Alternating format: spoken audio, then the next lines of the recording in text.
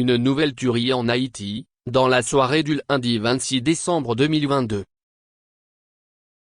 Des bandits armés ont assassiné par balle une dizaine de personnes et blessé plusieurs autres dans la zone de Canaran, non loin de la grande agglomération de Bon Repos, selon les informations rassemblées par l'agence en ligne Alterpresse.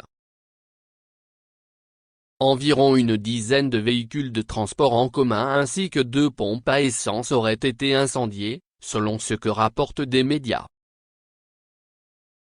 Ces bandits armés ont attaqué, à Canaran, un autobus de la compagnie de transport en commun Rotation Tour, tuant le chauffeur, connu sous le nom de Leslie, et blessant plusieurs passagers.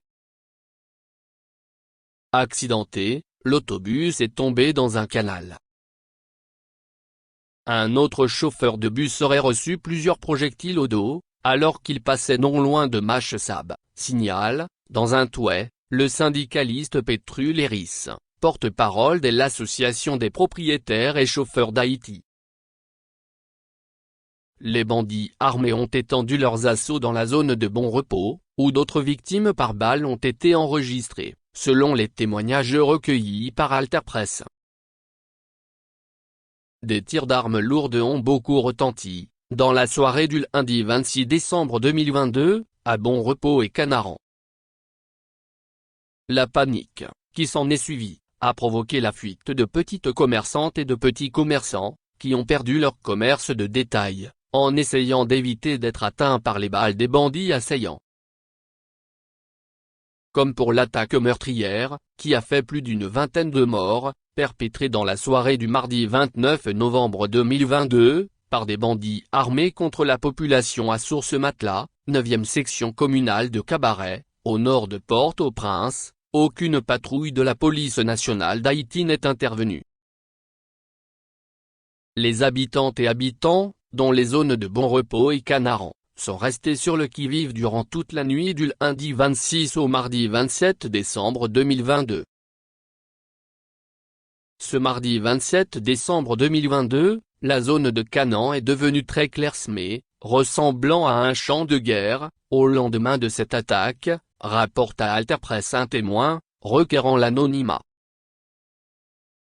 Encore une fois, aucune voix officielle d'autorité ne s'est prononcée. Un comportement, qui rappelle le mépris affiché durant les 19 massacres, perpétrés par les gangs armés, de 2018 à décembre 2022, dans les quartiers défavorisés dans la zone métropolitaine de la capitale, Port-au-Prince, et documenté par le Réseau national de défense des droits humains. De puissants gangs armés, qui contrôlent plusieurs quartiers dans la zone métropolitaine de Port-au-Prince, continuent d'ismer la terreur, au su et au vu des autorités étatiques de plus en plus impuissantes face à la gangstérisation en Haïti.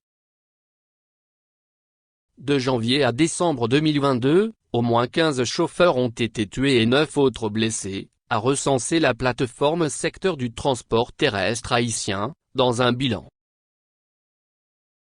Parallèlement, 132 chauffeurs et passagers ont été enlevés, puis libérés contre rançon, alors que 64 véhicules de transport ont été détournés et remis contre rançon.